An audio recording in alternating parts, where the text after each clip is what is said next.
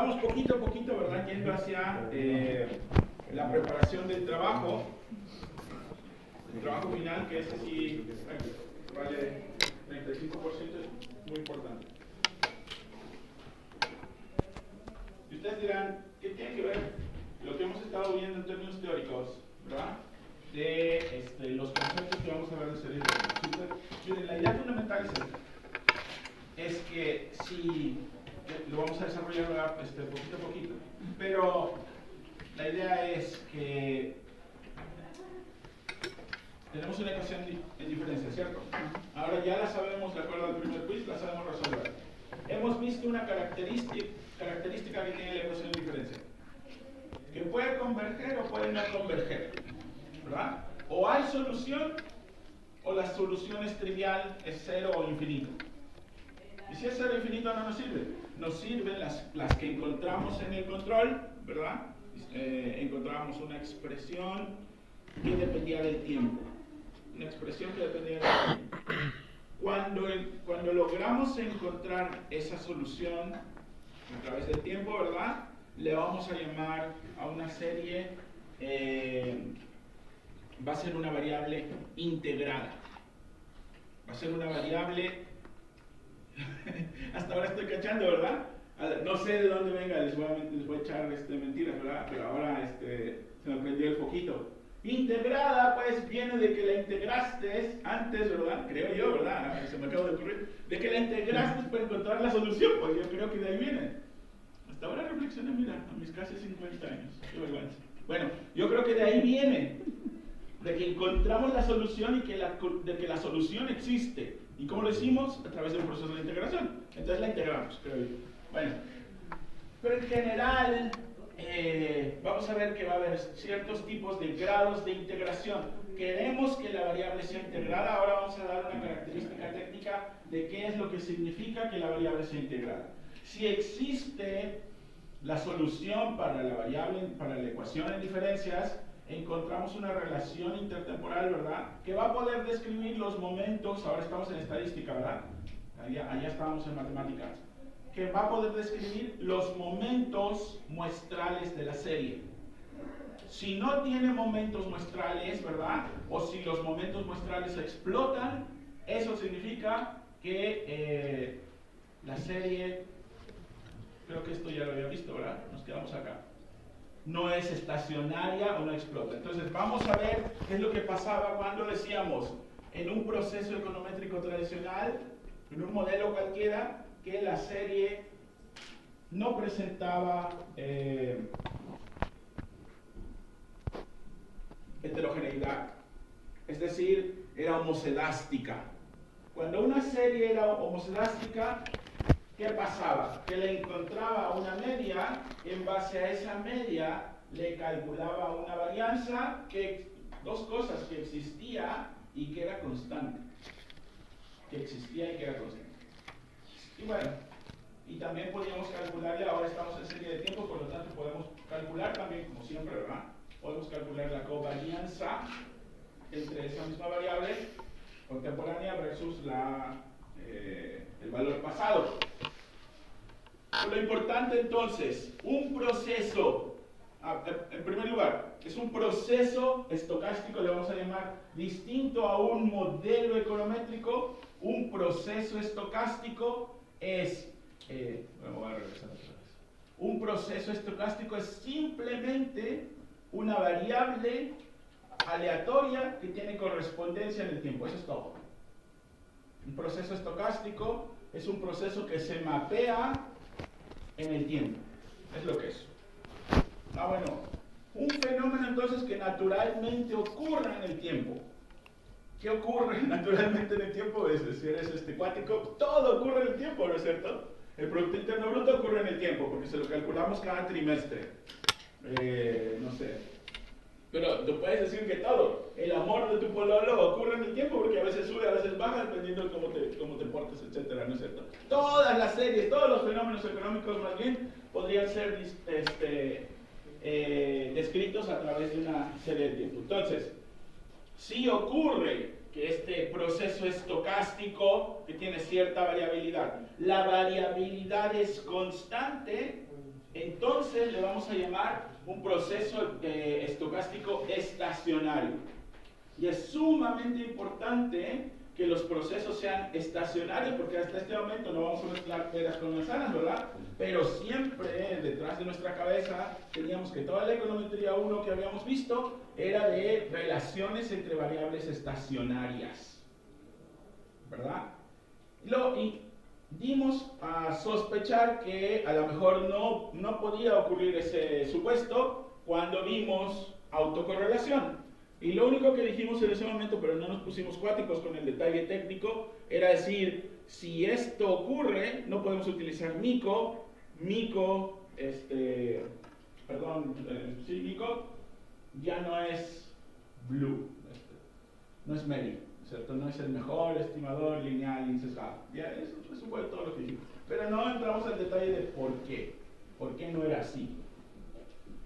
Después dimos una pequeña intuición, dijimos, bueno, cuando ocurre que el modelo es heterocedástico, la variable, ahora vamos a ver, lo voy a pasar al otro, la variable ya no es constante, aquí mismo, ¿no? ¿Dónde estoy? Estoy perdido.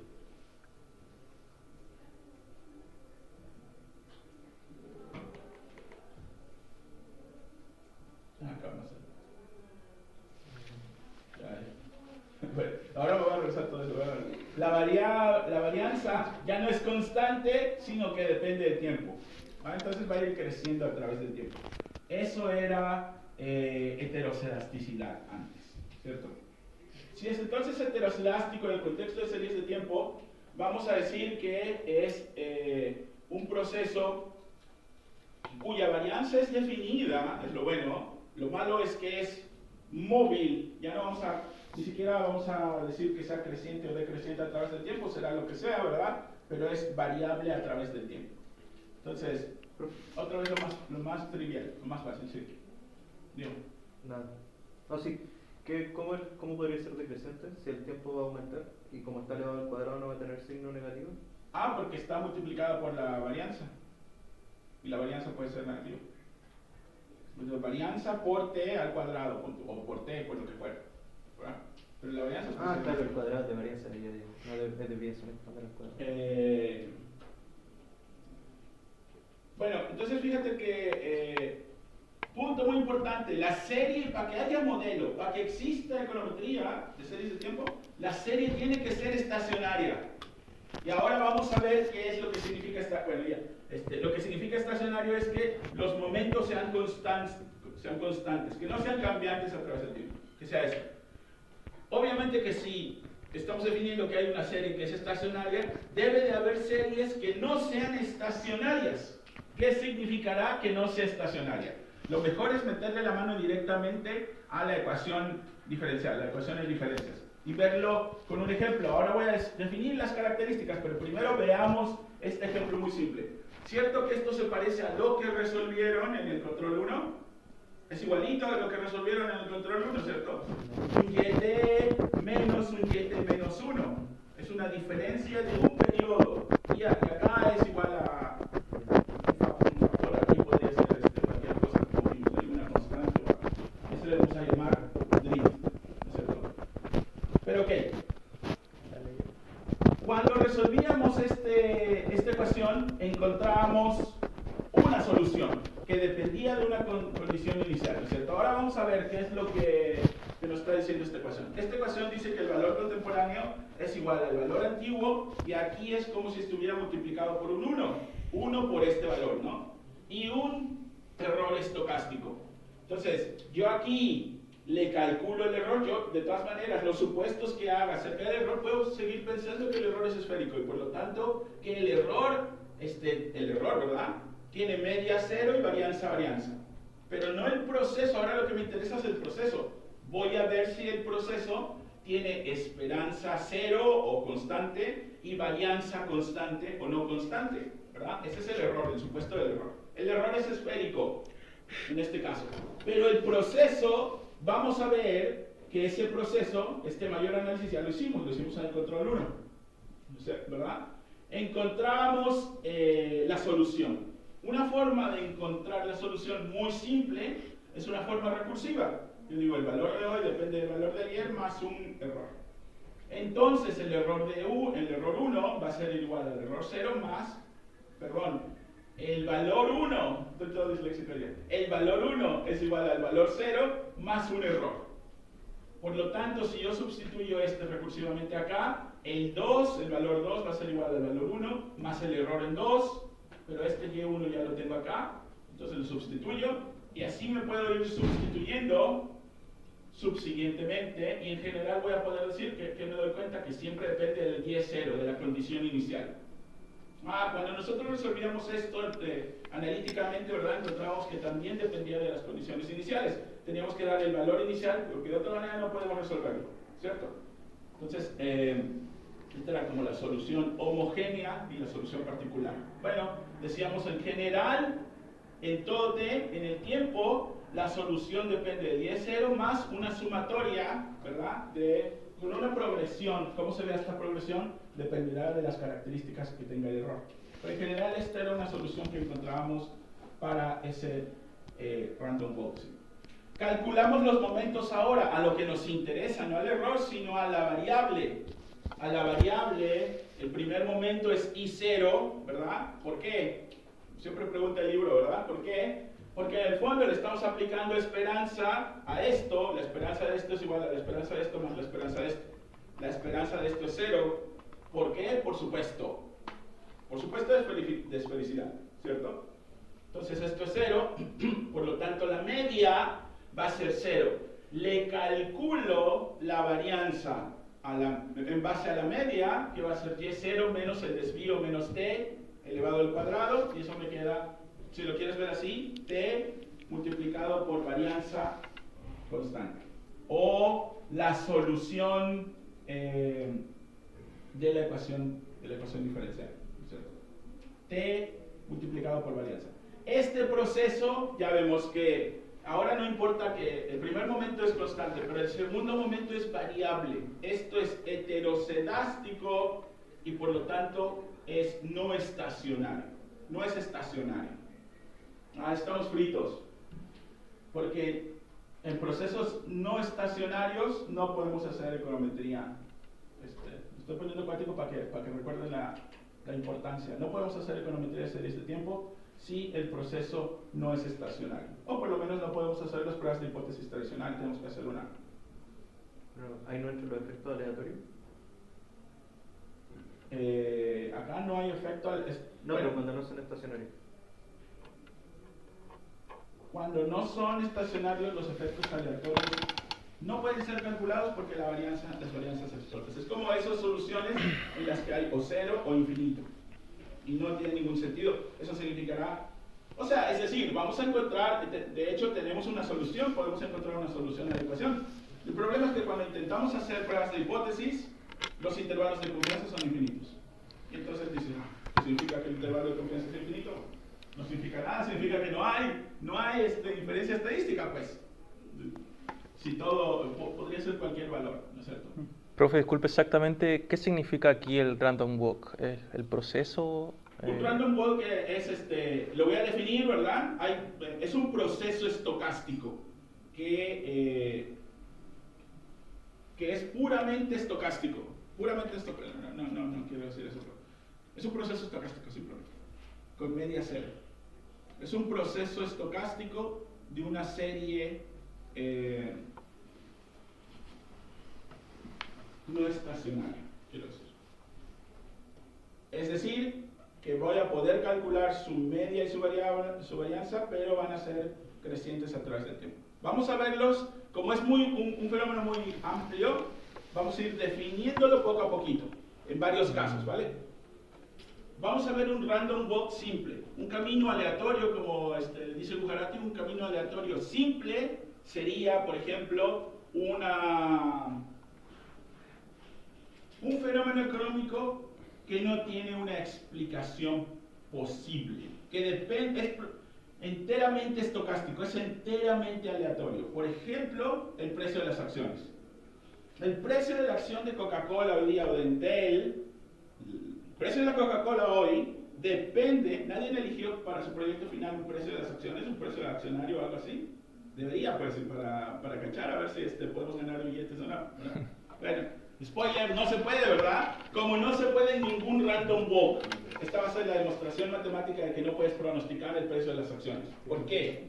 El precio de Intel hoy depende del precio de ayer más un error estocástico. Eso es lo que me está diciendo un random walk simple, el más simple que existe. Ahora vamos a resolver en general otros casos de random walks, ¿no es cierto? Entonces me pongo a pensar, fíjate, en este caso, digo, ya lo vi acá, comencé con este random walk simple, ¿verdad? Estoy viendo el random walk, pero si veo el puro random walk en términos de el error sí es estacionario.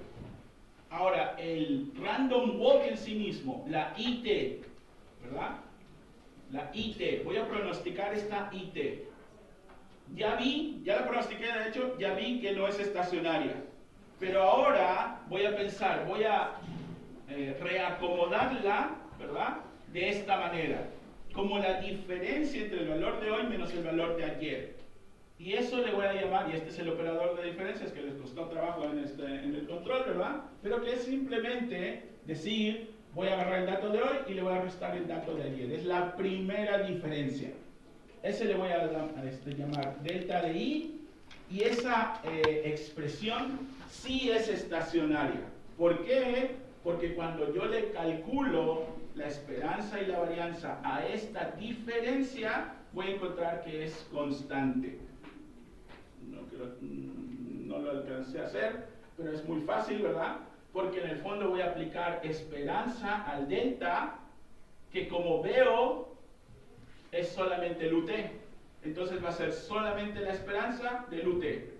Y por supuesto, de felicidad, yo dije que la esperanza del UT es 0. Por lo tanto, el primer momento es 0 y el segundo momento es constante. Esta serie sí es estacionaria. Entonces, pista, a ver, esta cuestión lo vamos a ver en un mes, ¿verdad? Así es que paren bola porque todo esto va a ser bien denso, lo vamos a completar con el laboratorio, ¿verdad? Y es lo que van a hacer al final, después, lo van a hacer una vez en el laboratorio, una vez en términos teóricos, una vez en el laboratorio y una vez práctico en su trabajo, ¿verdad? Y espero que con eso sea suficiente para que aprendan más o menos a hacer pronósticos ya. Profe, la nota que falta de los trabajos va a ser la parte del laboratorio de esto. Voy a hacer un laboratorio, una prueba y un laboratorio. Ah, va a haber una prueba más. Control. Un control de 10 y un laboratorio de 10. Vale. Y con eso se forma el 30 y el otro 35 que falta es el trabajo. Bueno, a ver, entonces la idea es que vamos a tener series que son estacionarias y otras que no son estacionarias. Pero lo que acabamos de ver es que una serie no estacionaria, ¿verdad? Una serie no estacionaria, si le saco la diferencia, se vuelve estacionaria, ¿verdad? Ah, eso es muy importante. Más adelante vamos a ver que no necesariamente una serie que no sea estacionaria no puede ser calculada. Es porque la voy a poder transformar para que se vuelva estacionaria, ¿sí? Entonces, los que elijamos variables que no van a ser estacionarias por, como lo indica la teoría, como los precios de la mayoría de las cosas, que son volátiles, vamos a tener que recurrir a este paso extra de transformarla en la diferencia para que el modelo que estés calculando sí siga estas propiedades tradicionales. Se pueden cambiar las variables, ¿cierto? ¿Ah? Se pueden cambiar las variables, ¿cierto? Se puede cambiar, pero el chiste es que agarres la que sea, verdad, eso debía haberlo hecho, bueno, para el año que entró. Debía haberles dado una fecha límite para que ese día me dices qué variable, sin que tengas idea de que si es estacionaria o no, y ya después te enfrentes a los retos. Bueno, maldita sea, se me escapó. Claro. Claro. Entonces, si después testear primeramente que tu variable sea estacionaria, pues queda muy fome porque todo sale muy bonito, muy smooth, ¿no es cierto? El chiste es que sea una no estacionaria, como esta, como el precio de las acciones, para que tengas que hacerle el arsenal de transformaciones previos para poder llegar a hacer el forecasting. Bueno, pero hasta este momento hay series que que son estacionarias, series que no son estacionarias. Esta sí es estacionaria, la diferencia es estacionaria. Y ya, entonces, punto empírico muy importante, chicos, que uno descubre después de mucho tiempo. Porque después tú no sabes qué serie estás tratando, ¿verdad? Hasta que le metes mano y dices, esta es estacionaria, esta no. Vamos a ver criterios para volverlas y para detectarlas, que es el test de Dickey-Fuller, el test de Dickey-Fuller de raíz unitaria, que vamos a ver más en la próxima clase.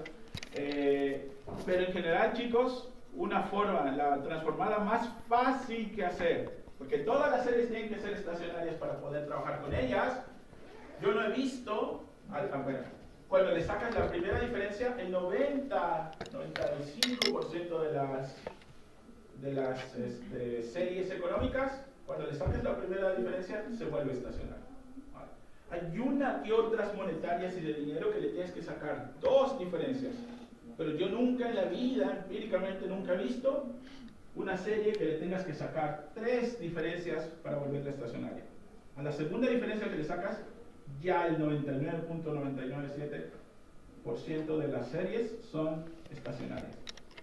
Cuando yo he visto una serie que tengas que sacarle 3 diferencias para que sea estacionaria, solamente lo he visto en papers o en libros. Y me tinca que son inventadas.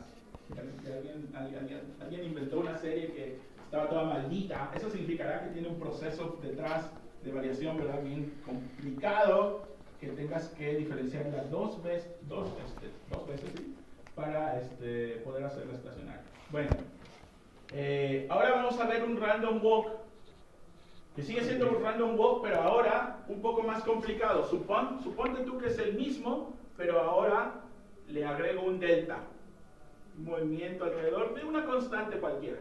Entonces, este proceso le vamos a llamar en la próxima sesión un proceso autorregresivo. Un proceso autorregresivo, ¿qué significa? Es un proceso cuya descripción de la variable depende de ella misma en el pasado, en los pasados, en periodos rezagados. Eso en general es un proceso autorregresivo. Si la variable hoy día está explicada en términos de la variable rezagada un periodo, es un AR1. Si aquí fuera y estos son todos los AR1, son los que hemos resuelto hasta este momento. En la próxima clase teórica, ya regresando de todas estas vacaciones que vamos a tener, vamos a ver un proceso rezagado en 2. Es una diferencia, una ecuación diferencial en 2 periodos. Es, por ejemplo, cuando fuera aquí, t es igual a delta más yt menos 2. Y está más complicado, ¿verdad? Porque esto significa que hay 2 periodos de diferencia entre la variable explicativa hoy versus el rezago 2. Eso es más complicado. Bueno, y puede ser en general Rn. Ya, bueno, para eso vamos a demostrar que si es un polinomio de grado 3 o 4 o más, ya eso ya no se puede resolver con la mano, ya se tiene que resolver a través de un proceso de programación en un lenguaje como MATLAB o matemática o lo que fuera. Pero bueno, ahora vamos a ver, lo único que hicimos es agregamos este delta aquí inocente, acá. Ese se llamará random walk con drift, con una pequeña desviación, ¿cierto? Entonces vamos a ver qué es lo que tendríamos que hacer. Suponte tú que yo saco primera diferencia, es decir, descompongo, paso para acá restando y entonces me queda como la diferencia de IT es igual a ¿qué cosa? Al delta más el error. Si calculo sus primeros momentos, ¿verdad? El primer momento que me va a dar depende de I0, como ya lo habíamos visto antes, pero ahora ya no va a ser más T, varianza T, sino que va a ser T por delta. Y la varianza, ¿cómo va a quedar? T por varianza al cuadrado. Entonces este es un proceso con drift. ¿Cómo se ve gráficamente? Los valores de los precios de una acción cualquiera, ¿verdad? Es un random walk. Se mueve para allá, para acá, para allá, para acá, para allá y para acá. Nadie puede pronosticarlo. Basado en el pasado, por ejemplo, este valor basado en el pasado, ¿qué diría? Que es el valor pasado más o menos un cachito. Entonces no podrías pronosticar el precio de acá en términos de si conocieras el T 100 años antes.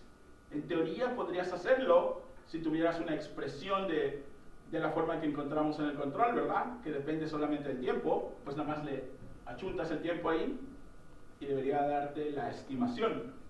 Pero en realidad, como depende solamente de un periodo pasado, tendría que concatenar irme todo este cachito a cachito, poco a poquito para acá, cosa que si estoy acá y le meto un 100, me va a dar, por ejemplo, una estimación, ya sea acá o acá.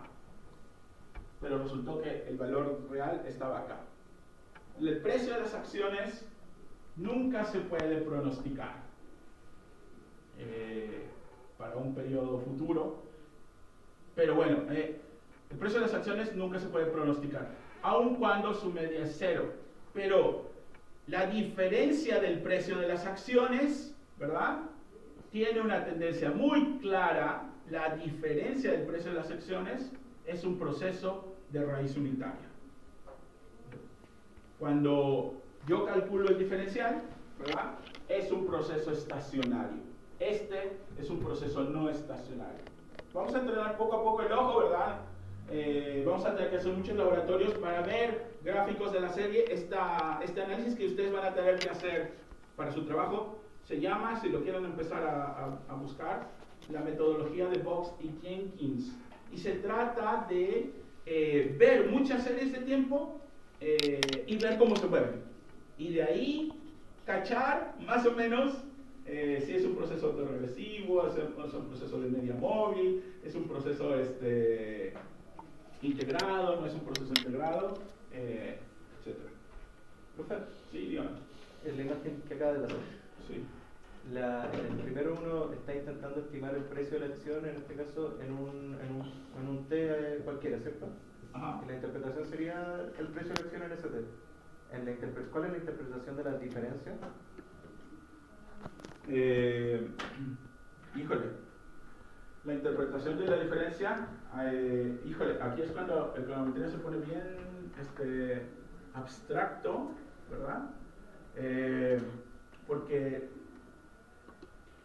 es difícil de interpretar, depende del contexto, depende de la unidad, porque por ejemplo, para el precio de la acción es fácil. Para el precio de la acción es simplemente cuánto va a variar la acción para arriba o para abajo en un periodo. Pero no se puede extrapolar a 2 periodos o 3 periodos cuando yo ya sé que es AR1, que es ARC1. Pero imagínate tú que estuviéramos hablando de el logaritmo del Producto Interno Bruto. Eso significa un porcentaje. ¿Qué es un cambio de porcentaje? Es como una curvatura, como convexidad.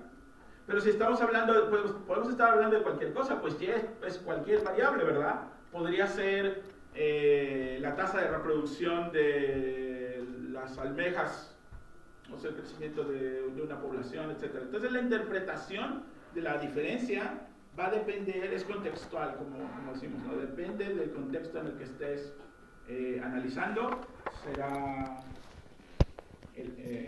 la interpretación. Pero la interpretación, la interpretación de la segunda derivada que a veces necesitamos hacer, a veces, por ejemplo, cuando estamos hablando de una cosa muy común en economía, que es, por ejemplo, la elasticidad, el cambio del cambio, cuando lo que estás hablando es una elasticidad que ya es un cambio,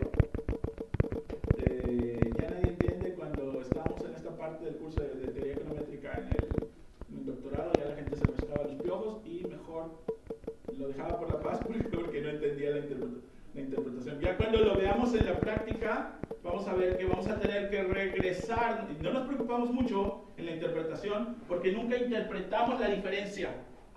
Porque nunca nos importa la diferencia, nos importa el nivel. Yo lo que quiero es saber cuánto va a valer la acción. Entonces, siempre que calculo estos modelos, que van a ser muy famosos, como los modelos de corrección de errores, ¿verdad?, voy a tener que regresarme después a los niveles, porque eso es lo que me interesa. Entonces, por ejemplo, si estás viendo, si esto fuera la felicidad y fuera un random walk, ¿qué significaría la primera diferencia? ¿Quién sabe, verdad? Hay que rascarse los piojos y realmente pensar. Es el grado en que la gente entra y sale que tiene pensamientos de automorición. ¿Qué significa? Más o menos así, ¿no? Es como el grado de tendencia o de predilección por la depresión.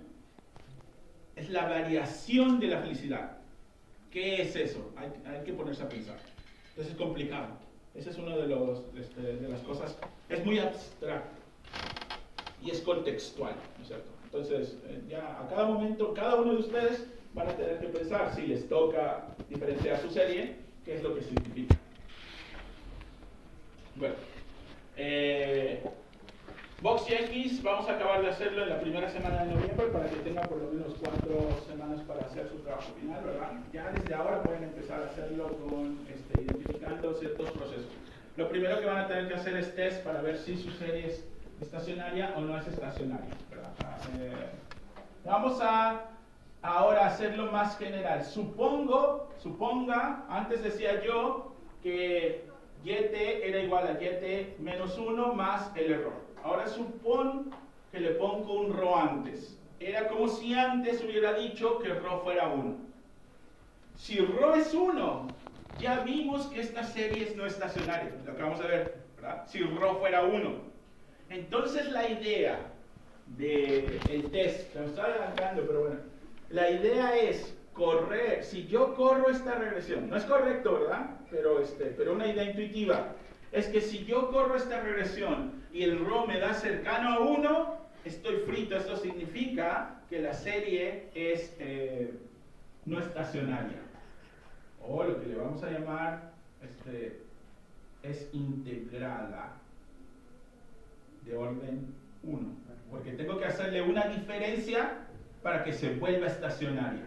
Ya, pero me estoy adelantando. Bueno, entonces, fíjate, en este modelo más general, la intuición que tengan es, si yo pudiera correr por Mico, no se puede correr por Mico, podemos demostrar que el error ya no se va a distribuir normal, en general nosotros decíamos que los betas se distribuían de Student, ¿verdad?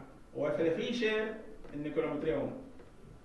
Como esta situación es más técnica, no tengo tiempo para entrar en cada detalle, pero el RO se va a distribuir tau, que es una distribución bien loca, que no existe en la vida real, se estima numéricamente, ¿verdad? Depende de los valores, etc. Hay tablas tau. Bueno, nosotros lo vamos a hacer todo en Stata, porque Stata es maravilloso y además ya lo pirateamos, ¿verdad? Y no pagamos por él, pero ya tenemos acceso a él.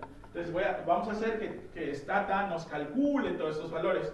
Si lo tuvieran que hacer a mano, tendrían que ver las tablas de McKinnon. Estadístico, test, se llama el test de McKinnon de raíz unitaria. Bueno, de raíz unitaria, ¿de dónde viene ese nombre? De que RO, si fuera 1, generaría el problema de que la serie sería no estacionaria. Entonces, si es 1, esto significa raíz unitaria. Entonces, fíjense, vamos a utilizar todos estos términos. No estacionariedad, caminata aleatoria, raíz unitaria, que el RO sea 1, que tenga tendencia estocástica. Todos estos son conceptos sinónimos para el concepto de un sistema autorregresivo no estacionario. No estacionariedad es lo que se entiende mejor a través de todos los libros, más se repite el concepto de estacionariedad versus no estacionariedad. Pero fue de lo que partí la clase, diciendo, estacionario, los momentos son constantes y calculables. No estacionario, los momentos son variables a través del tiempo. Eso no nos sirve. Si son variables a través del tiempo, no se puede estimar. Entonces la serie tiene que ser estacionaria para que se pueda estimar. ¿Vale? Entonces ahí vamos a seguirle dando vueltas, nada más porque estoy siguiendo el Gujarati, ¿verdad? Estamos siguiendo el Gujarati, entonces el Gujarati le pone color, dice, ahora vamos a considerar el siguiente proceso estacionario. Y dice, YT es igual a beta 1 más beta 2 del tiempo, más beta 3 del YT menos 1 más UT.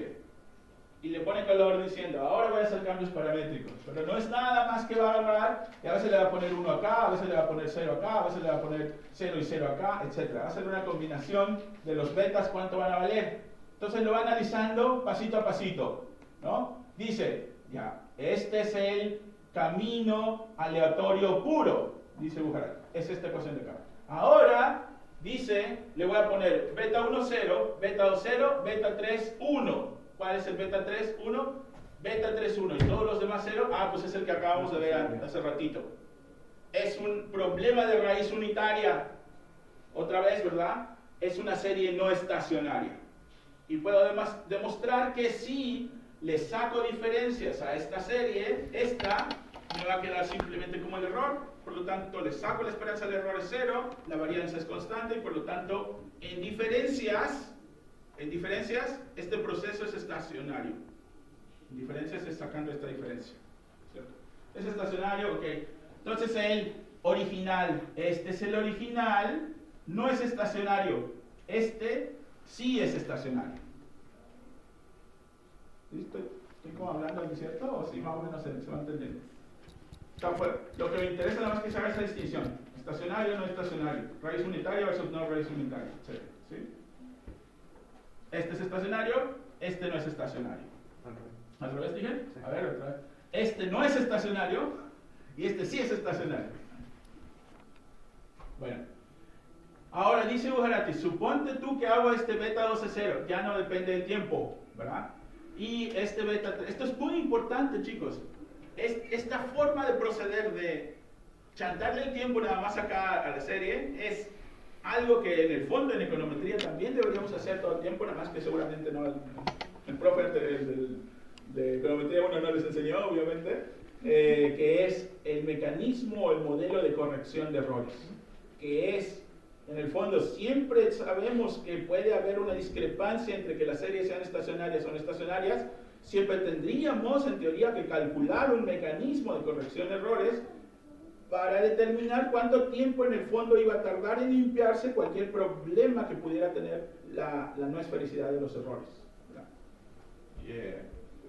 Y lo que hacemos normalmente es aventarle un término, incluir un término que depende del tiempo, sobre todo en series temporales.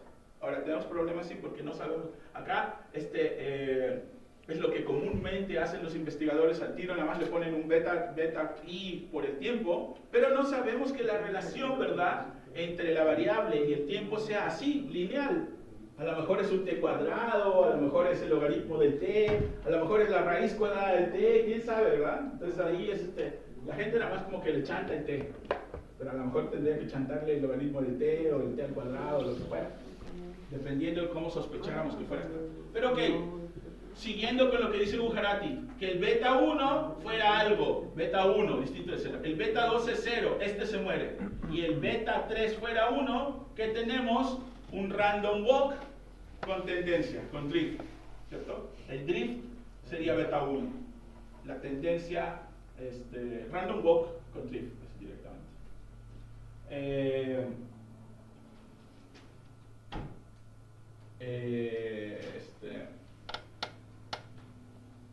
Bueno, si aplicamos diferencias entonces, ¿verdad? Si aplicamos diferencias, lo paso para acá y me quedaría el delta de i sería ya no solamente el error, sino que una constante más el error, ¿no es cierto? Entonces, este proceso segundo, ya que le saqué diferencia, se vuelve estacionaria, pero con tendencia. ¿Estacionaria con qué tendencia? Con la tendencia beta 1. Entonces esa tendencia va a ser positiva, ¿verdad? Si el beta 1 me sale 1 o mayor a 0, ¿verdad? Entonces va a ser estacionario, pero con tendencia hacia arriba, si esto es mayor a 0, o con tendencia hacia abajo, si beta 1 es menor a 0.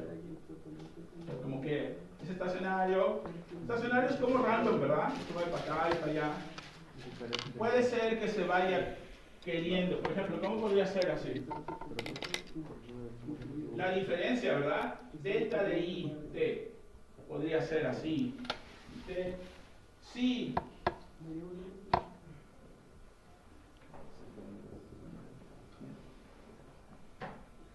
Voy a empezar acá ahora porque da flojera empezar por otro lado.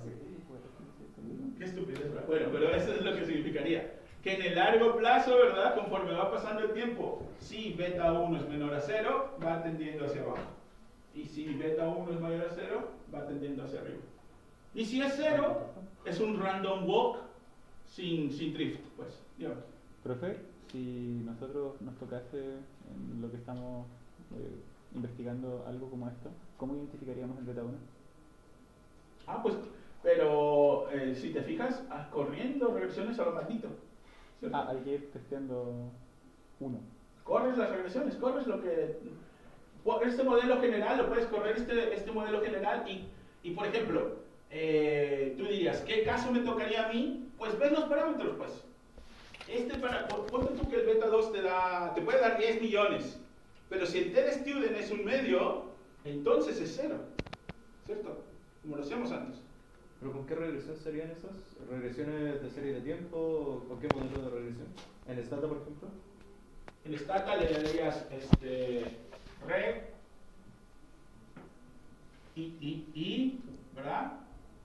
Bueno, hay dos formas de hacerlo. Con series de tiempo que tengo que definir la variable como serie de tiempo, le podría poner antes tset, el nombre de la variable y, por ejemplo. O otra cosa, pero todo esto se puede hacer, ¿cierto? A ver, pensemos. Sin hacer esta cuestión de Stata, lo vamos a hacer, ¿verdad? Pero si no, ¿qué tendría que hacer? Entonces agarro y nada más hago un rezago. ¿Qué me falta acá? Por ejemplo, suponte tú que esta variable la tengo. Este es el tiempo, pues la tengo. Es el 1, 2, 3, 4, lo que fuera, ¿verdad? O el trimestre, lo que fuera. Esta es la variable temporal. Esta es la que ya yo le tengo que dar acá. Tendría que darle tset, var, el nombre de la variable, suponte tú que fuera t, o time, lo que fuera, o tiempo, lo que como quieras, ¿verdad? Y entonces la tengo. Esta variable la tengo. Esta no la tengo. Tendría yo que generarla. Gen y t-1 es igual a... O la copio, hay varias formas de hacerlo, pues. Agarro el vector, lo copio y lo pego con un 0 antes, ¿verdad? Y entonces esa sería la regresión.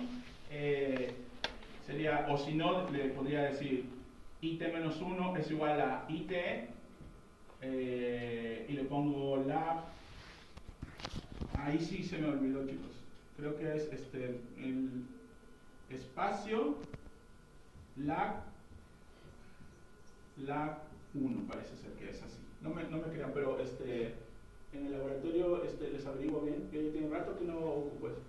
Pero genero una nueva variable que sea t-1, que sea el rezago de esta otra variable. Creo que es con lag 1, porque así lo hacemos para el... Sí, creo que es así es. Pues si no es así, le dan lag. Entonces el primer paso... y después lo corres, ¿verdad? Regresión y después generas el it-1. Primero generas todas las variables que necesitas. Si esta no está definida como en serie de tiempo, la tienes que definir. Porque a veces puedes meterle el dato así como trimestres, ¿verdad? O sea, sobre todo ustedes, ¿verdad? No, si nosotros sabemos ponerlo en serie de tiempo. Pero si fuera trimestre, si fuera semana, si fuera hora, a lo mejor no tienes la variable solamente numérica, digo yo, sino que darle el formato porque está en el formato de ellos, pero entonces la defines. Y si fuera una cosa trivial como el año, como los meses o como los trimestres, entonces si ya la tienes, ¿verdad? Ya nada más es una variable adicional. Sacas la regresión de todo esto y observas cómo es el beta 1. Suponte tú que este beta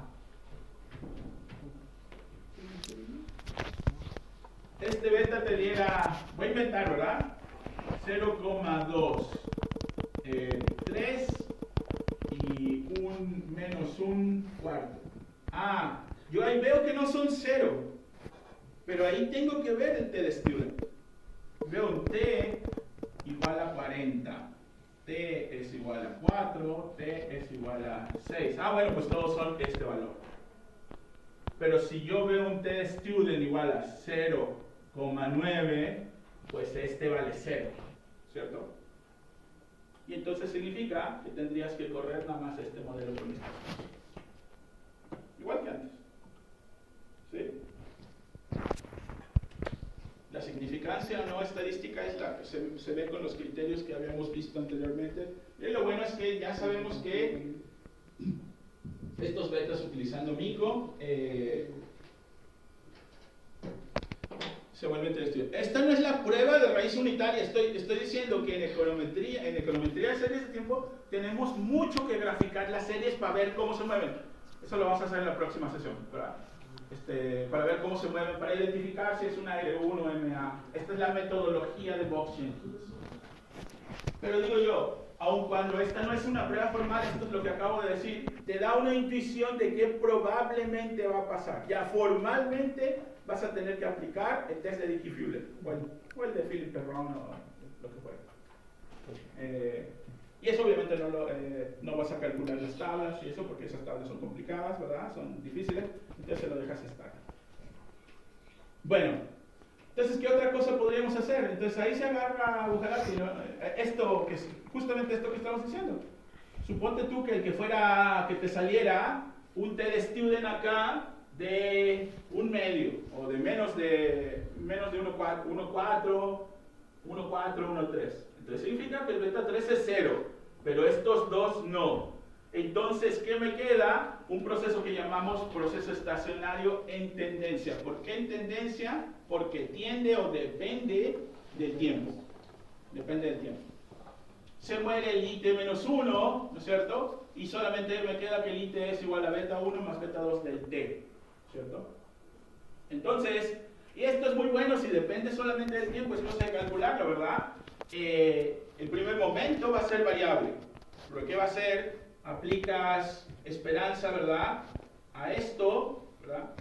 Entonces estos como son constantes y el tiempo es una variable, pero el que es exógena, porque esta depende de Dios solamente, ¿verdad? La esperanza va a ser beta 1 más beta 2 de t. Más la esperanza del E0, que por supuesto es 0. Entonces me queda que el primer momento es beta 1 más beta 2t. La varianza, como va a depender de t, va a ser variable, ¿no es cierto?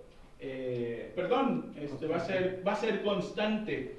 En la que va a ser variable es el primer momento, porque depende de t. Pero como le calculas la esperanza, ¿cómo tendrías que calcular la esperanza?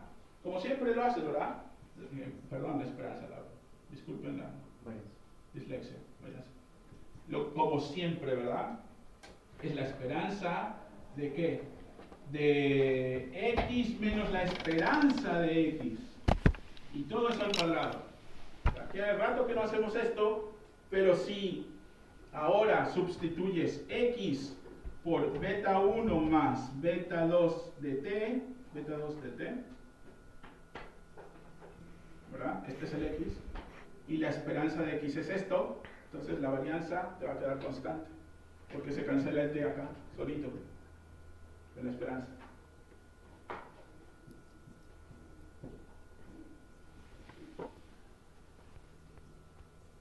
Y eso al cuadrado. Te queda varianza. Entonces este modelo, que es un proceso estacionario con tendencia, ¿verdad? Queda que la media es variable, pero la varianza es constante.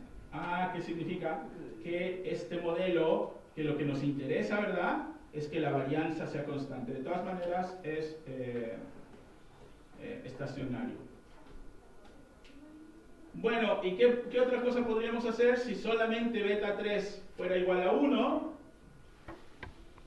No se ve, esto está mal, ¿verdad? No, está bien. Solamente beta 3 igual a 1, me quedaría beta 3 igual a 1, así. Este es un proceso con drift y con tendencia.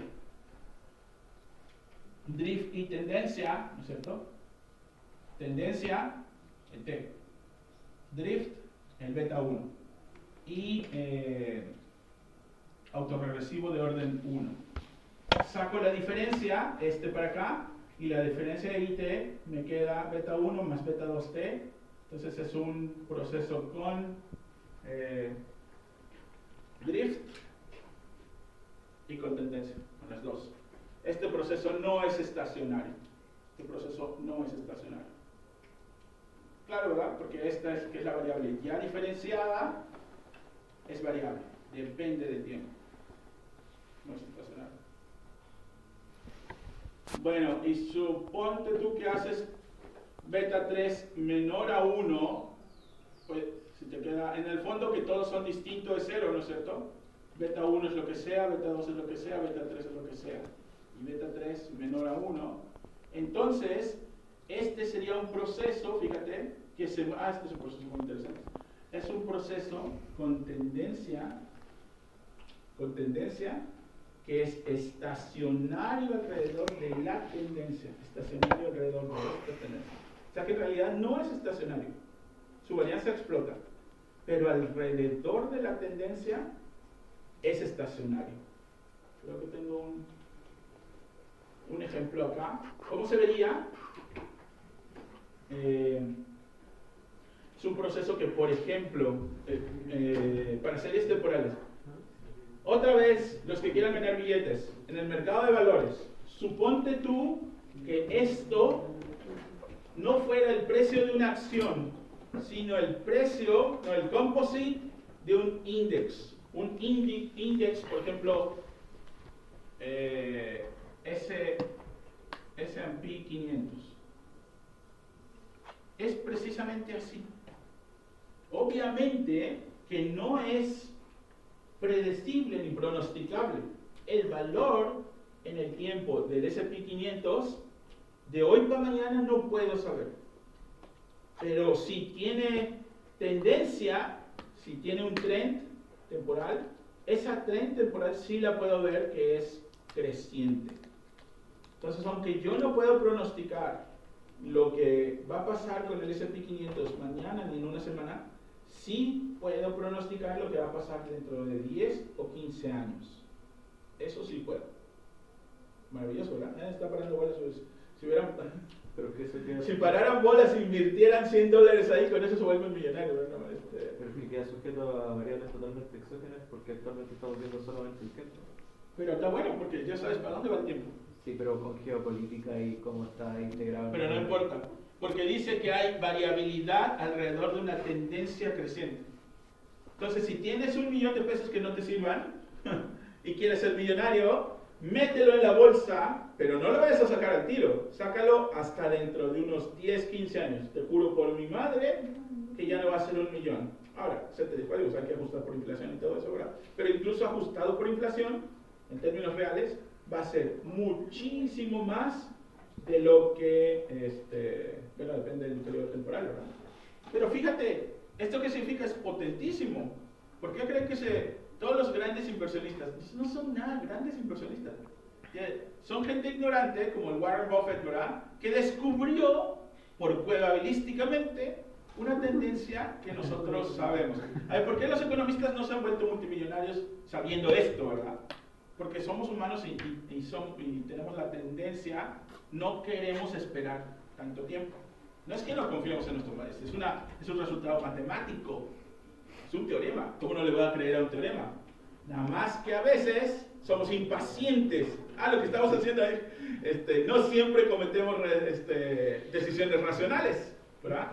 Yo sé que voy a ganar plata, caleta, sí la dejo ahí, ¿verdad? El profesor Iván Machuca y yo perdimos hasta la camisa en la última, en el 2023, teníamos caleta de dinero, bueno, ganamos y perdemos, ¿verdad? Pero esa vez perdimos mucho porque veíamos que estábamos perdiendo mucho y pensamos, y nuestra hipótesis, no confiamos en nuestra hipótesis, dijimos, creemos que va a continuar bajando a principios del 2023, finales del 2022 y principios del 2023. A principios del 2023 liquidamos un montón de posiciones. Yo perdí como 40 millones en no sé cuánto, no me quiso decir, pero más o menos lo de un Mercedes-Benz que ya me quería comprar por ahí. Y la estupidez más grande de la vida para que yo pudiera crear una máquina de tiempo y regresara a esa época y le diera de cachetadas a mi yo del pasado, porque obviamente si lo hubiera dejado ahí esa plata, ¿verdad? Esa plata se desapareció en el momento que la liquidé.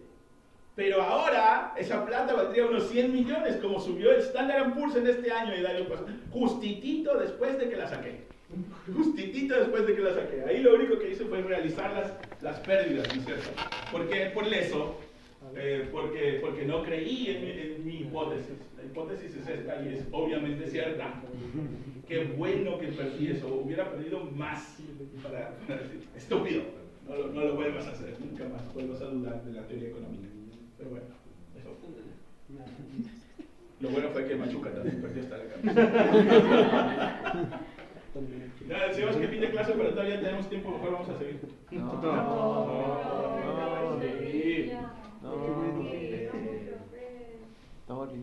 Vamos a seguir un poquitito más. ¿Qué son? Hablemos del trabajo. Es que para hablar del trabajo tengo que dar unos nuevos conceptos. No, yo no quiero hablar del trabajo.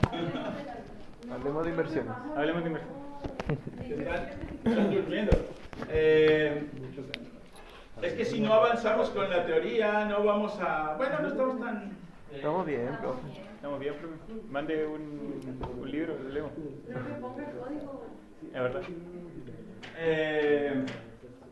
Bueno, lean el libro, ¿verdad? Lean el libro, esto es complementario nada más, si vieron que pues, te lo voy siguiendo al pie de la letra, pero igual, ¿cómo? 21, ¿verdad?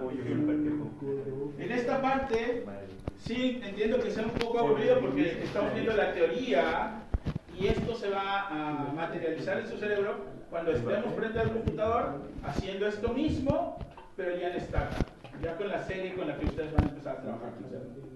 Entonces van a tener que ver, hasta este momento, ya para dejarlas estacionarias, y hay series que no son estacionarias, pero que sacándole una diferencia se pueden volver estacionarias. Okay. Si le saco una diferencia, ya nada más voy a ver ya me voy. Con este slide, más uno. Si tengo que sacarle una diferencia para volverla estacionaria, le voy a llamar a esa serie I1 o integrada de orden 1.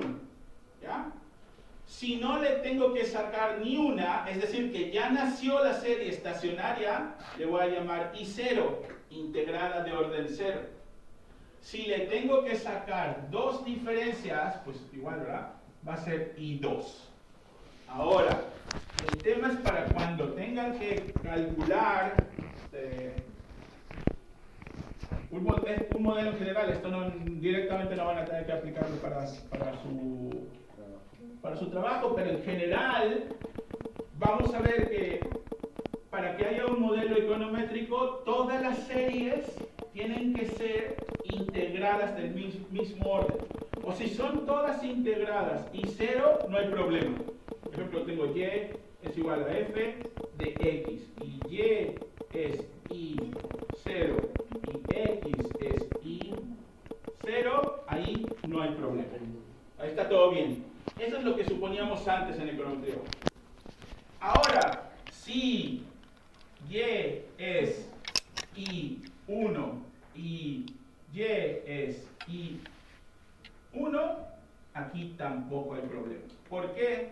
Porque solamente la transformo, la diferencio, y entonces los dos van a ser estacionarios. Problema va a ser cuando sea I0, por ejemplo, una y la otra es I1. ¿Tienen distinto orden de integración? Ahí se murió el modelo. No podemos hacer nada con esos modelos locos. Tendríamos que calcular otro. ¿Qué tendríamos que hacer? Eliminar la variable. Bueno, sí, pero eso sí se la casa nomás. Tendría yo que transformar esta, volverla estacionaria y después calcular el modelo en base a la diferencia de esta variable. Pero ahí ya sería complicado, tengo que pensar qué es lo que significa, porque a mí me interesa y en función de f de x, no y en función de delta de x. Esa es otra cosa, ¿verdad? Entonces, bueno, vamos a dejarla acá, chicos, y que disfruten sus vacaciones. Los viernes.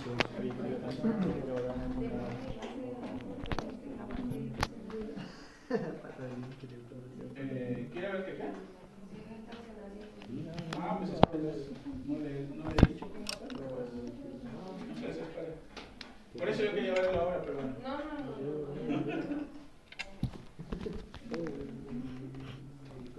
Va a ser muy fácil.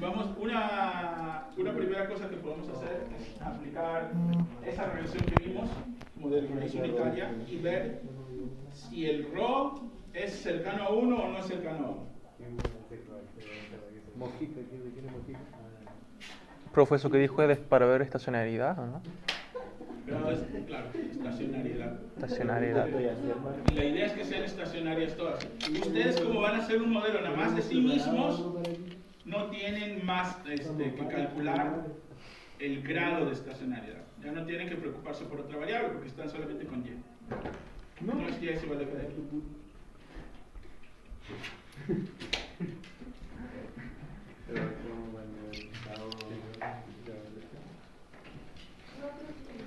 Muy bien. Yo creo que debería haber una regla, hermano. Pero que, pero lo digo en serio. Que yo he pensado seriamente en hacer esta maldad muy maldadosa. Es una maldad que te deja sin puntos. Y esa maldad yo creo que llegamos. No, pero no puede hacer. No puede hacer.